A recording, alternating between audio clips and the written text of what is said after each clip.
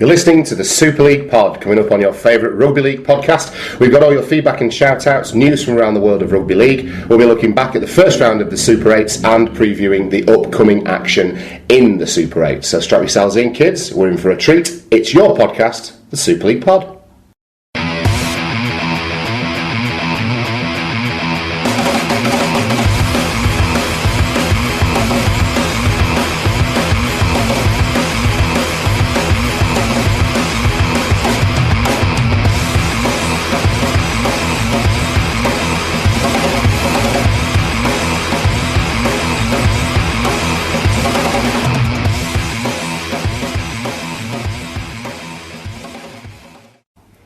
Okay, hello everyone, welcome to the Super League Pod. It's Monday night on the Fylde Coast, as always, although it might not be where you're listening.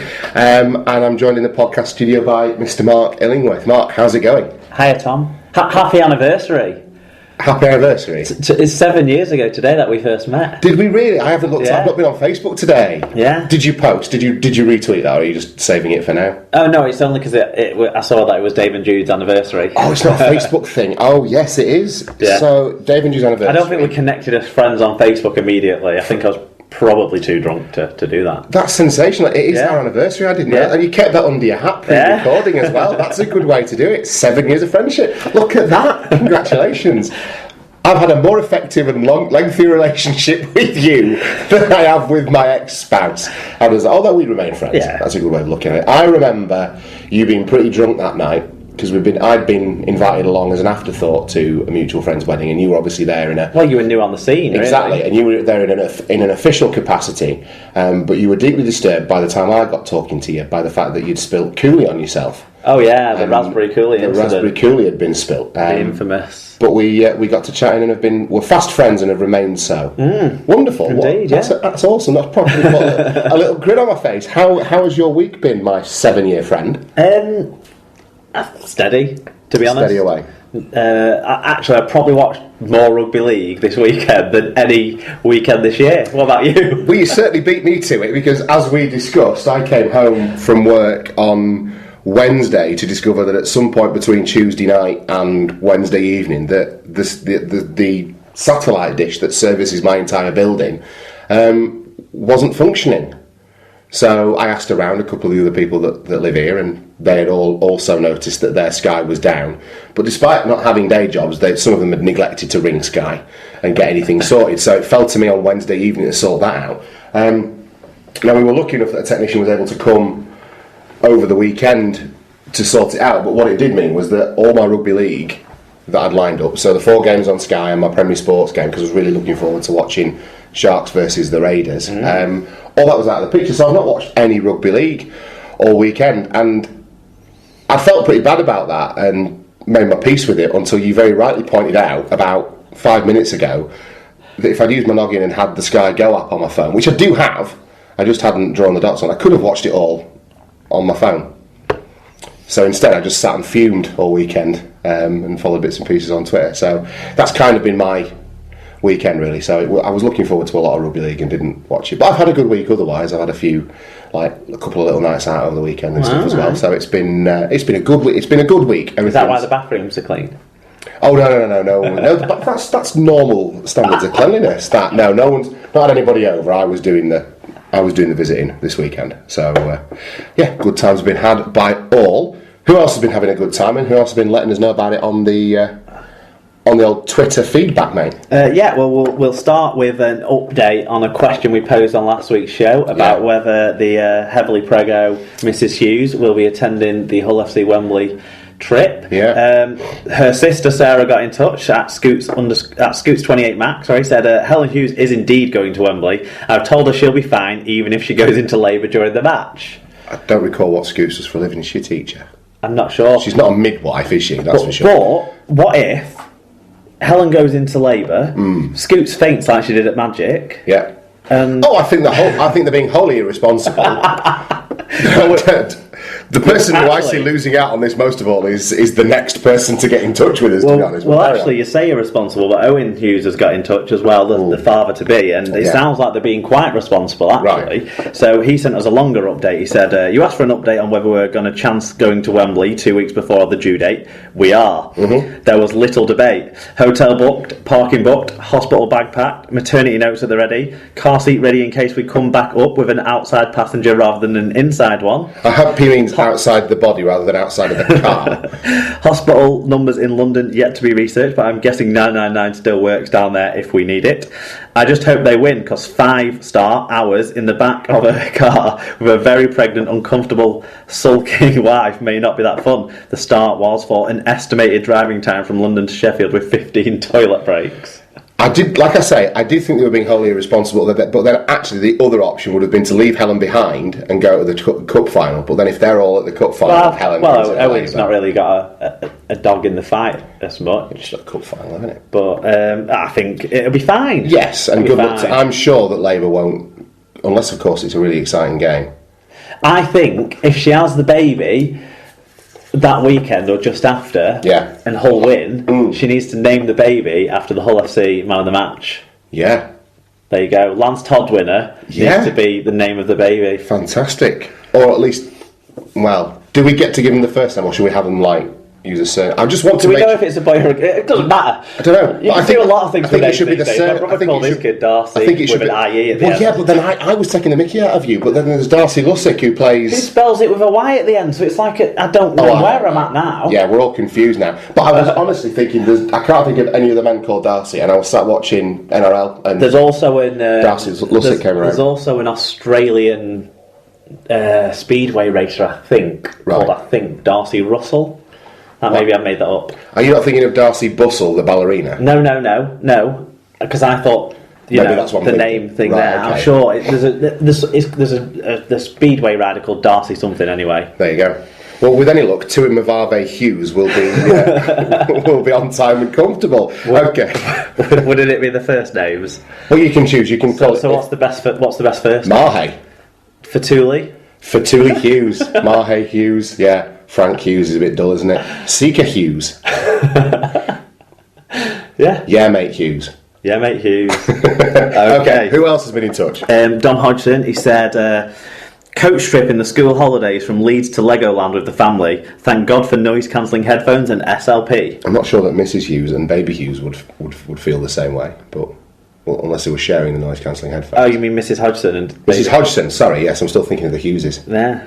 Well, I don't know. Isn't the baby a bit young yet to enjoy Legoland? Have they just gone for Dom instead? That's entirely plausible, actually, isn't it? I have seen that kid. Is it Scarlett, the little girl? Yeah. I have seen that kid paraded about things that she's probably not really aware of yet. But this is mostly for Dom. No, I've been waiting to do all this. We're making memories. 20 years. We're making memories, love. London Faithful got into it. He said, haven't listened to the Super League pod, unfortunately, for a few months. Listened to the past 2 episodes this week and enjoyed them. Well, welcome back, London Faithful. Yeah, where have you been? Absolutely. No, it's good to have you back in the fold, sir. And Mark at Wilco2205 got in touch. This would have been my tweet of the week, by the way, this week. We would have brought it back for this. Yeah, he goes, you guys don't get enough credit for what you do. This is an absolute game changer. Then attached a picture of a packet of Biscoff biscuits. There you go. Seriously though, another top show. Big fan of the stat attack. Keep up the good work. See, we both get a bit of a reach around there. Me for my biscuits and you for your stats.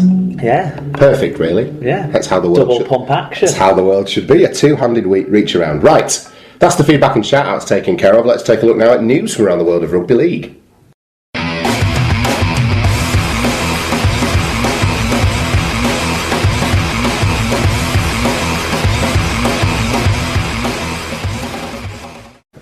So, to news from around the world of Rugby League then, and we'll start at the Halliwell Jones Stadium, where Warrington Wolves back rower Jack Hughes this week has agreed a new contract that will keep him at the club until November 2019. Hughes is 24 and joined the club ahead of this season, having previously represented fellow Super League sides Wigan Warriors and Huddersfield Giants. That's a good piece of work. Jack Hughes is He's been playing well. He's been playing well. Good partnership with Ben Curry. Well, that's a good young, athletic British back row when you throw in Joe Westerman as well, and all of them can do 80 minutes, and all of them can contribute in attack and defence. So, Steady away for the next few years then. Catalan Dragons centre Vincent Duport has signed a new 2-year contract with the Dragons. The French international will remain at the Gilbert Brutus Stadium until the end of the 2018 campaign. Duport said, "I'm really happy to have re-signed for 2 years with the Catalan Dragons. I've been here for 10 years now and I'm really proud to be part of the club." Yeah, one of them Catalans who was in the 10-year team, wasn't he? Yes. And a decent player. Yeah, you know? quite definitely right. Super League calibre player who they probably get on a reasonable deal because he's not top echelon, but I think it's one of those that makes sense for player and club, doesn't it? I never see him have a bad game. I tend not to see him really get above 8 out of 10. He's in that 7 out of 10. Like, he's consistent. He's a good player. He'll make a lot of errors. Yeah, and he's a one club man as far as I know. He's been committed to that club for a long time. So. Yeah, he had a bit of a spell, didn't he, in the middle of his time there, I think, where he fell out of favour a little bit, but he's done really well to come back and consolidate, really. Yeah, absolutely. Okay. Widnes forward Hep Cahill's appearances this season have warranted the activation of a 3rd-year contract option, which will see him ply his trade with the Vikings until the end of 2017. "I'm really pleased to be part of this stable squad with some exciting young players coming through too," he said. Hep Cahill's been great, hasn't he? Absolute unsung hero for them and for my dream team this year. Yeah. I've got a lot of time for what he's been producing stats-wise. Yes. On the old counts there. He is the glue that holds them together, isn't he? But yeah, in all seriousness, he's been the engine, the biggest effort maker of possibly up there with any kind of player in Super League for the amount of effort he's put into every game, carrying the ball and stopping the other team when they're carrying the ball. So it makes sense that his time extends there. It's a bit, absolutely. Congratulations to him. This next piece of news will have Hep Cahill fuming though, because when he looks around the dressing room and sees all these 2-year deals. Well, maybe he's sat there with a 1-year extension. Well, it's an option. He's on a 3-year deal, isn't he? Now they need to get this squared away. I mean, he's 2/3 of the way through it, but they need to get this extra year squared away. Well, let's see what happens. Don't give the game away though, Mark, because I might have a surprise for some of our listeners. Because Widnes Vikings winner Corey Thompson has signed a 2-year deal until the end of 2018. The 26-year-old Australian moved to the Vikings this season from the NRL side Canterbury Bulldogs. "I think Widnes have shown that we can produce something exciting in the years ahead," he said. 2-year deals. Yeah. He's been pretty standard issue. Is he second or third? Was he second or third in the regular season try scoring charts? He was leading the way early doors. He got off to a flyer. I wasn't sure he'd stayed that high up, but Widnes did, didn't he? Precisely, yeah. But I just assumed that he kind of dropped down as he stayed up there, yeah. There you go. Head coach Richard Marshall has signed a 2-year contract extension with Halifax, keeping him at the club until the end of 2019. Richard Marshall's a coach I rate quite highly. He's doing a good job there at Halifax in an environment where they're not full-time and there's issues around, where they're going to be playing and stuff like that. He's a cool head and he's got Halifax playing reasonably well. I think he's a good coach. He's shown that already, and I think it's good for Halifax that they've tied him down, because it can't be long before full-time clubs start looking at him. You would say so. As a head coach, possibly. You would say so. Toulouse Olympique have confirmed this week that forward Bastien Carré has signed for the club for next season. The prop, who originates from the Val de Dagne villages in the Aude region of France, has inked a deal for 2017 after impressing Sylvain Houle and his coaching team. Flawless French pronunciation, I'm sure you'll agree. Well, it's normally a strength of yours. It's good to see them starting to work towards a team for next year. Obviously, they'll be almost certainly stepping up a level. You would think so. And the more French players that can be involved in that stepping up a level, I think is good for the international game. Yeah, absolutely. To Toronto from Toulouse then. Toronto Wolfpack have continued their recruitment campaign, announcing the signing of Rhys Jacks and Blake Wallace. Canadian international captain Rhys Jacks joins from the Sheffield Eagles, whilst halfback Blake Wallace arrives from the Illawarra Cutters. Yeah, so they've already put in place some competition for places in the halfback positions, and it just total makes sense that Rhys Jacks is probably the most well-known Canadian international, given his spells over here with he was on trial at Bradford, and then at Sheffield, been at Sheffield, so that makes sense. Yep, that's it. And I think you might see a few more coming out of like Aussie second grade rugby as well, because obviously Reestack's played over there for a period of time as a teacher and what have you. So good luck to them both as they embark on an exciting new life in Canada. Rugby League referee Sam Ansell has left the RFL. The RFL has stated that it's for Ansell to pursue other career opportunities. Ansell, however, was stood down in June pending it